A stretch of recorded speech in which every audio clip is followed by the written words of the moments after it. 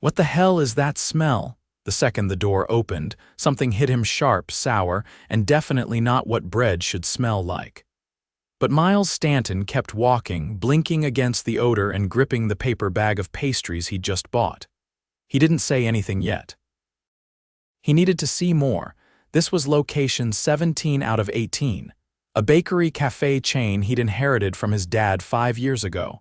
His father built it from scratch, started with a pushcart and a dream. Miles kept it going, grew it. But lately, complaints had been piling up. Not about this specific store, just in general. Sloppy service, dirty tables, wrong orders. He was tired of hearing filtered versions from district managers. He wanted truth, not reports. The perfect cover? A mystery shopper program they'd launched 2 months ago meant for corporate quality checks. No one at the store level knew who was running it. Miles had used that to his advantage, grew out his beard, added a few fake tattoos, tossed on a flannel and baseball cap. Most of these workers had never met him. He didn't do store visits, not since the second year of taking over. So far, 16 stores in, he'd found good people working under pressure. Small fixes, some lazy managers, some tired staff. But this place, store 17, was different. It started with the smell. He waited in line for 10 minutes even though there were only 2 people ahead of him.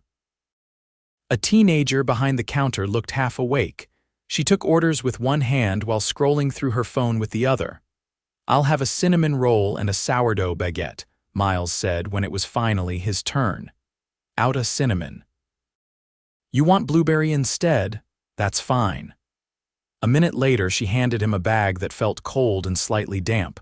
He stepped aside and opened it. The pastry looked underbaked. The baguette was pale and had a faint gray spot near the bottom. He looked around. The place didn't feel right. The floor was sticky. The display case had fingerprints on the inside. A fly buzzed near the coffee machine, and the smell, it was worse near the back hallway. He sat down at a table near the rear. That's when he saw her, an older woman with a name tag that said Linda Kitchen. She walked out of the kitchen carrying a tray of croissants. As she passed, he caught another whiff like old mop water and something rotting. Miles stood up and followed toward the trash bins outside, pretending to make a call as he walked past the kitchen door. It was only open for a second, but he saw enough open bins, stacked trays on the floor, and something leaking from under a fridge. He turned back and caught the counter girl whispering to a guy in a dark gray polo shirt. The guy glared toward the back, then walked straight to Miles. "Hey," the man said, "customers aren't allowed back there." "I wasn't back there," Miles replied. "Just heading outside." "Then do that." Miles raised an eyebrow. "You the manager?" "Yeah, Kyle, you got a problem?" "No, just picking up on a few things." "What's that smell?" Kyle's face twitched. "This is a working kitchen. You want fresh flowers, go to a florist." Miles didn't say anything. He stepped outside and pulled out his phone, not to take a call but to jot notes. He needed to see inside the kitchen, not a glimpse. The full picture. He came back the next morning, this time as a trainee dishwasher. He'd called the district office pretending to be a friend of a former employee looking for work. The manager never met him before, and Miles used a new name, Mike Simmons. Kyle didn't bother asking questions. "Get in by 6. Wear black." He did. The back of the store was worse than he thought. The walk-in fridge stank. There was mold on the walls. Half the baking trays were never scrubbed, just rinsed and reused. A bakery tech named Jorge showed him where the gloves were. "Don't bother using the red ones," Jorge said. "They've got holes. And the blue ones, manager keeps those for special orders, whatever that means." Miles watched as Jorge pulled out a tray of frozen dough. It had a thin layer of white fuzz on the side. "That look normal to you?" Miles asked. Jorge hesitated. "Honestly, no. But I don't say anything anymore. Last guy who did got his hours cut."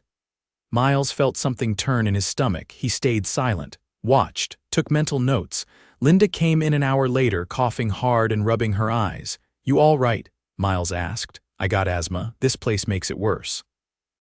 "But Kyle don't care, says I'm lucky to have hours." The day went on. A customer returned a sandwich, saying it tasted like mildew. Kyle rolled his eyes and tossed it in the trash, then told the cashier to charge extra next time. By late afternoon, Miles had enough. He stayed behind after shift, waited until Kyle stepped out to smoke. Then he walked into the fridge, peeled back a stack of trays, and found it bags of expired dough, some over 6 weeks old. Mice droppings in the corner, a cracked ceiling vent dripping yellow condensation. He took photos. Then walked out. Linda was at the sink wiping her eyes. "You're not really a dishwasher, are you?" she asked. Miles looked at her. "No, I'm not." "Then who are you?" He took a breath. "I own this place." Her hand froze in the water. "What?" "I'm Miles Stanton. I inherited the company from my dad, and I'm shutting this location down until we clean it up." Linda stared at him, speechless. He turned and walked toward the front just as Kyle came back in. "Hey, dishwasher, where you going?" Miles didn't stop. "To shut this place down." "You'll find out why in a minute." Kyle's face didn't change right away. It took a second, like he had to process what he'd just heard. Then his eyes narrowed and he gave a short laugh. "You're the owner of this place?" Miles didn't answer. He walked straight to the front counter, pulled the keys from his pocket and turned the bolt on the front door. A couple of customers looked up, confused. The cashier leaned over the register. "What's going on?" Miles turned to her. "We're closing for the day. Please finish assisting those guests and let them know this location will reopen after a full inspection." Kyle's voice came from behind him. "You can't just walk in." "And I can, and I just did." The cashier blinked. "Is this real?" Linda stepped forward from the hallway, wiping her hands on her apron. "It's real." Once the door was locked and the last customer had left, Miles turned to the staff still gathered behind the counter. "Let's make something clear. I didn't come here to play games or embarrass anybody. I came because this place is broken, and some of you have been working in conditions you should never have had to deal with." Kyle crossed his arms. "I run this store. If there's an issue, you should have come to me directly." Miles looked him in the eye. "You had your chance. I came in yesterday, you saw me, you didn't ask my name, you didn't care, and the way you spoke to me. That told me everything I needed to know." Jorge, still in his apron, stood near the espresso machine. "So, what happens now?" "We're shutting down for a deep clean, every surface, every appliance. The health department will be called. And corporate compliance will review every food safety log for the last 6 months." Kyle scoffed. "You don't get it. We don't have enough staff to keep up. That's not on me. You've had plenty of staff. You just don't lead them. You intimidate them. You cut corners. You let people work sick and ignore basic safety. That's on you." Kyle stepped forward. "You think you know how hard it is to run this place? You show up for 2 days and act like you've seen the whole picture." Miles didn't raise his voice. "You've been mocking customers. You've been threatening hours if someone speaks up. You've been storing expired product next to fresh dough, and I heard how you talk to your team. You're done here." Kyle stared at him. "You're firing me?" "Yes, immediately." Kyle's mouth opened, but nothing came out. He grabbed his backpack from the office without another word and slammed the back door on his way out. No one spoke for a moment. Miles turned to the rest of them. "Anyone else feel like they've been afraid to say something around here?" The cashier raised her hand. "He told me not to speak Spanish during shifts, said it made customers uncomfortable. I only speak it when I help my mom on the phone." Miles's jaw tightened. "That's not just wrong, it's illegal, and I'm sorry you were made to feel like that." Jorge nodded. "He made Linda mop floors even when her inhaler ran out, told her if she sat down again she'd be off the schedule."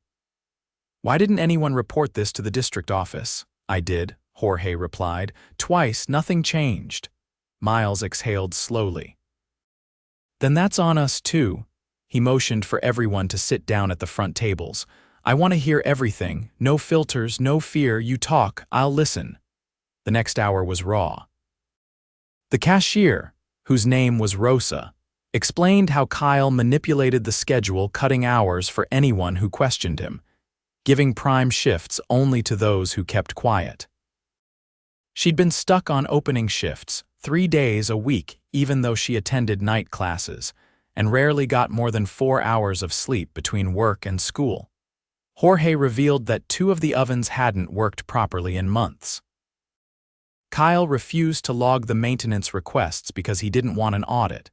Instead, they rotated trays unevenly, hoping customers wouldn't notice.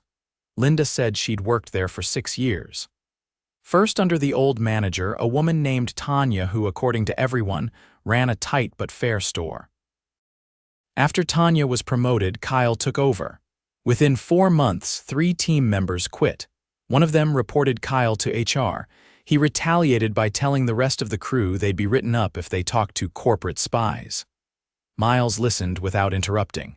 Every detail pulled the thread tighter.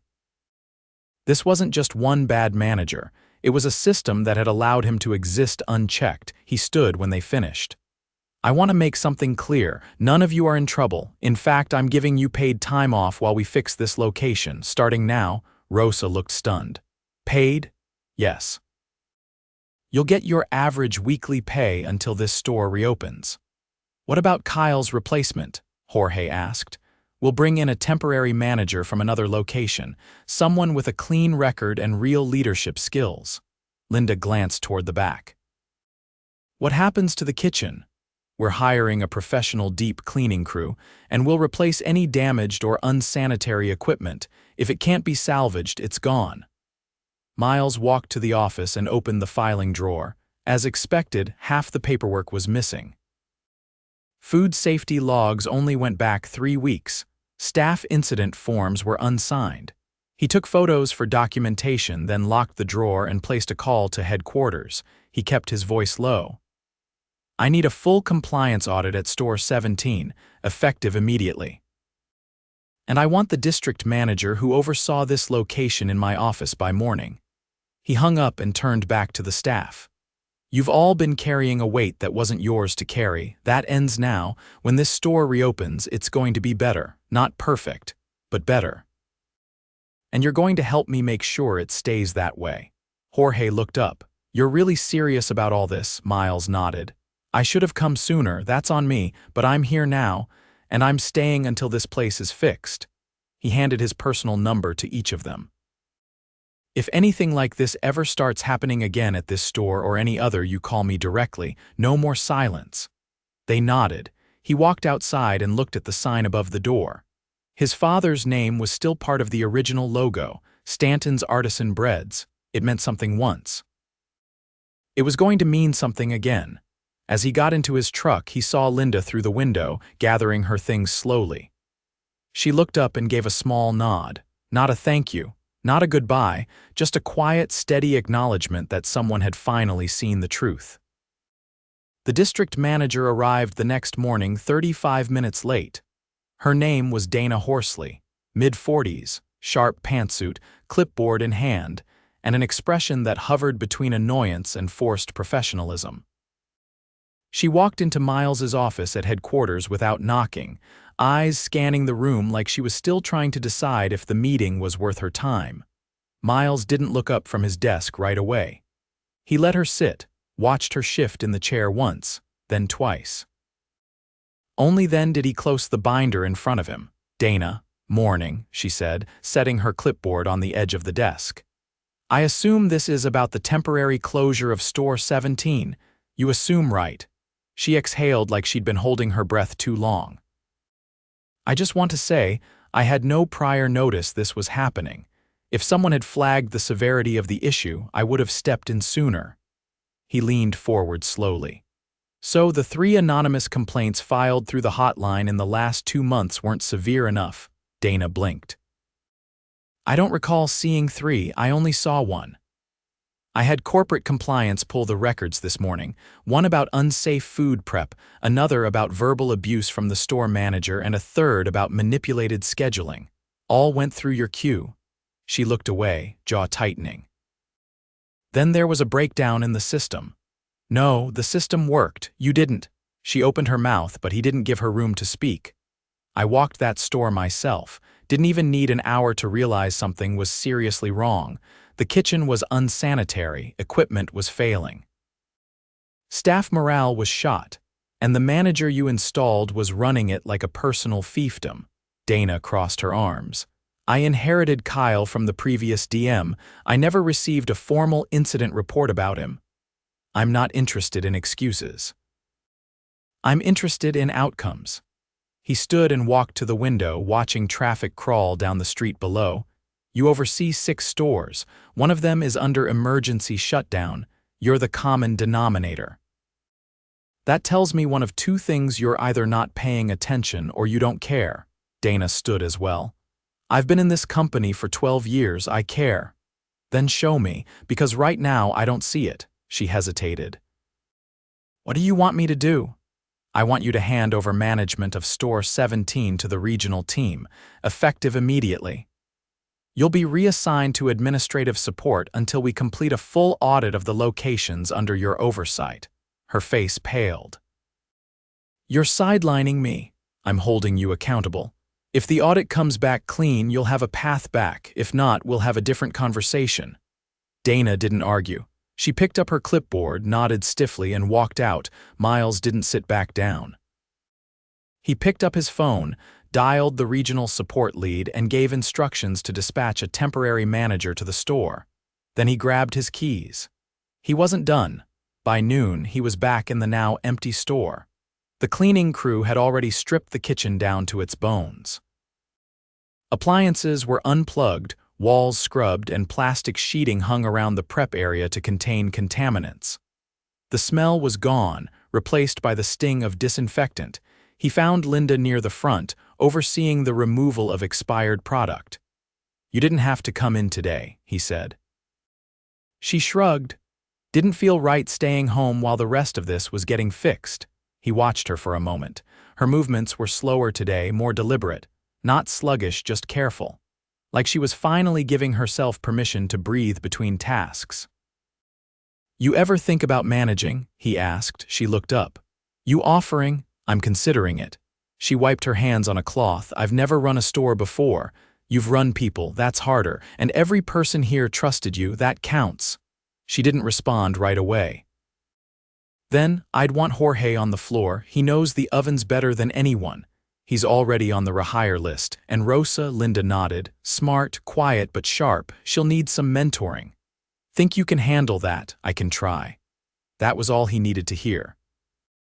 Later that afternoon, the temporary manager arrived. Cheryl, a no-nonsense operator from Store 4 who'd turned her location around after a similar staffing crisis 2 years earlier.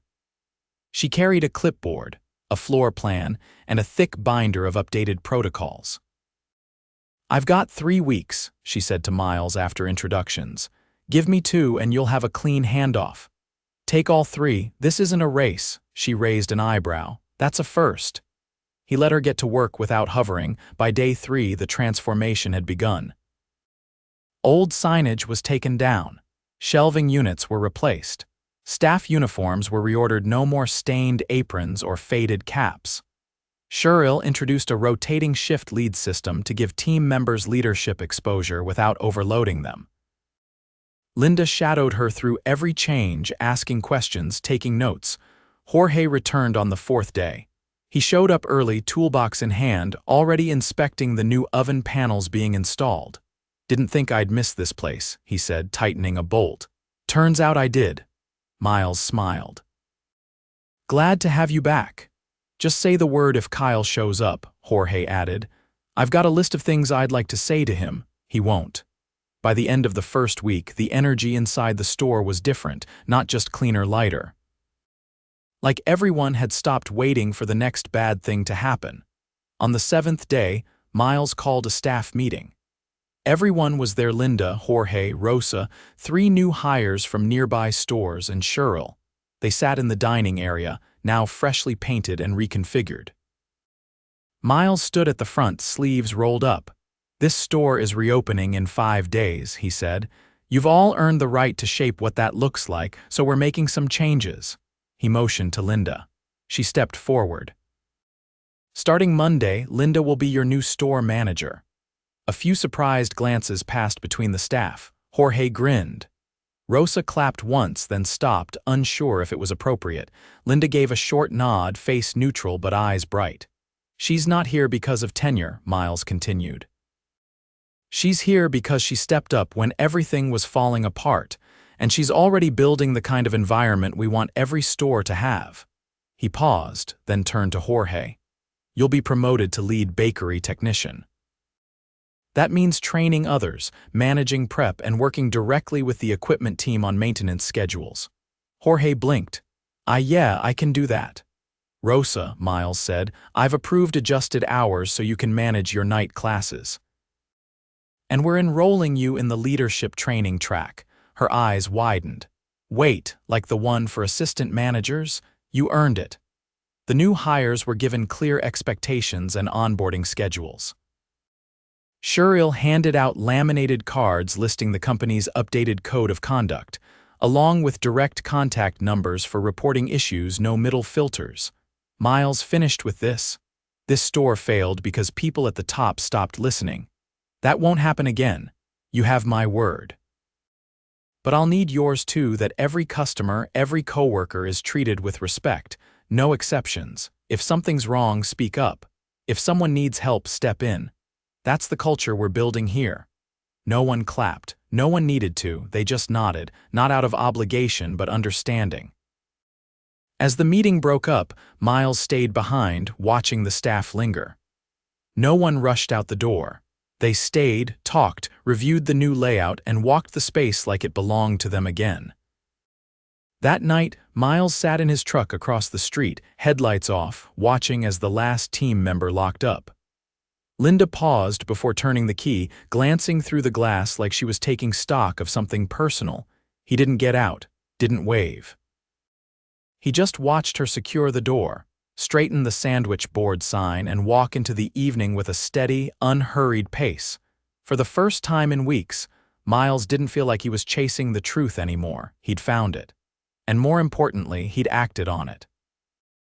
The morning of the reopening was overcast, the kind of dense gray sky that made streetlights linger longer than usual. Miles pulled up to the store just after 5, coffee in hand, and waited a moment before stepping out, not to stall, just to watch. The new team had asked for autonomy during opening prep, and he respected that. From the front seat of his truck, he saw movement inside, lights flicking on in sequence, the pastry case being stocked with fresh croissants, and a mop crossing the front tile in smooth, practiced arcs. He gave it 5 more minutes, then walked in. Jorge was already behind the counter, adjusting the espresso machine's pressure gauge. He glanced up but didn't pause, dialing in the steam wand. It was running a little hot yesterday. Miles nodded. You good for today? I will be. Just want it right before we start pouring. In the back, Rosa was standing with 2 new hires, both in fresh uniforms, going over how to load the bread proofer. She turned briefly when she heard footsteps, but kept her focus on the instructions she was giving. It was efficient, clear, and quiet, no anxiety, no rush. Linda came around the corner carrying a clipboard and a folded schedule. We're ready, she said. Floors are clean, signage is up, and we've got enough product prepped for a double-volume day. You expecting a rush? I've had at least 20 people knock on the door since yesterday asking if we're open again. Words out, he raised an eyebrow. You nervous? I was. Not anymore. At 6:30 sharp, the doors were unlocked. The first customer, a woman in a navy raincoat, walked in holding a reusable coffee cup and paused just inside the threshold. It smells like bread, she said, almost surprised. Jorge chuckled under his breath without looking up. That's the idea. Over the next hour, the space filled steadily. Some regulars returned, others were clearly first-timers. No one waited more than 3 minutes for service. Rosa ran the register while one of the new hires managed the pastry case. Miles stayed back, watching from a side table, laptop open but untouched. At 7:20, a man in business casual stepped inside, surveyed the counter, and frowned. You're out of ham and cheddar croissants? He asked. Rosa didn't flinch. They're baking now, should be ready in 20 minutes. Can I offer a turkey pesto in the meantime? He gave an exaggerated sigh. Fine, but if it's dry like last time, I'm not paying for it. Rosa didn't respond to the jab. She keyed in the order and handed him his receipt. The man took a seat near the window and pulled out his phone. Linda stepped beside Miles at the table, leaning in slightly. That's the guy who used to yell at the staff if they didn't put enough cream cheese on his bagel. He comes in often, came in more when Kyle was here. They talked a lot, same vibe. Miles didn't respond to that, he just watched. Jorge brought out a tray of ham and cheddar croissants at 7:45, golden and steaming. Rosa walked one over to the man's table without being asked, fresh out of the oven, on the house today. He looked up, surprised. Really, she nodded once. We want to make sure it's right. He took a bite, paused, then gave a short nod. Better. No thank you. But he didn't complain again, and he left a $5 bill in the tip jar on his way out. By 10, the rush had tapered. Linda called a quick huddle behind the counter. Good work this morning. Rosa, you've got a break at 10:30. Jorge, after the next batch is proofed, I want you off your feet for 15. You've been running since 5. He shook his head. Still got energy? I'm not asking. Miles leaned against the wall near the mop sink while they talked. When the team dispersed, he caught Linda's attention. You're getting the hang of delegation. She looked at him, unreadable for a moment. Then, I used to think managing meant doing everything yourself. Turns out it's knowing when to trust people. Hard lesson. Worth it. He took a sip of his now lukewarm coffee. The audit results came in this morning. Linda raised an eyebrow. No major issues at the other stores, he said. Some scheduling inconsistencies, light corrective actions, but nothing like what we found here. And Dana, she's being reassigned permanently. Her replacement starts Monday. Linda didn't respond. She just nodded once, then turned back toward the kitchen. By noon, sales had already passed the daily average from the month before closure. A couple of customers asked about the changes, why the menu looked cleaner, why the staff seemed different. One woman in a tweed jacket tapped Miles on the shoulder as he cleared his table. I used to come here every Wednesday, she said. Stopped about 6 months ago, something wasn't right. He gestured toward the counter. Think it's right now? She looked over at Rosa laughing with a young kid while handing him a cookie sample. Feels like it? At 2, a delivery driver arrived with a bulk shipment of flour and sugar. Jorge signed off and helped unload. One of the bags had a tear along the side, spilling a fine dust across the pavement. Don't bring this one in, Jorge said, pointing to the damaged bag. We'll mark it and send it back. The driver groaned. It's just a surface tear, don't care, store policy. The driver looked toward Miles, uncertain. Miles just nodded at Jorge. You heard him. By 4, the team had slipped into a rhythm. The newer hires were already anticipating order patterns, prepping ahead without being told.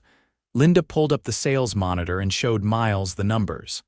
We're at 127% of last month's average. Still early. Sure, but it's a start. He closed the screen. You planning to stay long-term? She asked. Not here, no, I've got other stores to check, but I'll be back. She looked at him. Undercover again, he smiled slightly. You'll never know. At closing, Rosa counted the drawer while one of the new hires swept around the chairs. Jorge wiped down the final tray and stacked it in the rack. Linda double-checked the delivery schedule for the next morning. Before leaving, Miles gathered the team near the front. I said I'd come back when this place was fixed, he said. And it is, but that doesn't mean perfect. You'll still have hard days. You'll still deal with people who don't say thank you, who don't see the work. But what matters is how you handle it, and how you handle each other. No one interrupted. They just listened. Keep leading with respect, he said. That's what builds a place people want to come back to. That's what earns the name above the door. He gave Linda a final nod, then turned to leave. As the door shut behind him, he caught a last glimpse of the team gathered near the register, not scattering, not rushing out, just standing together, talking softly, resetting for tomorrow. The air outside was cooler now. The sky had cleared. Miles didn't look back. He didn't need to. The store was in good hands, and this time he'd made sure of it.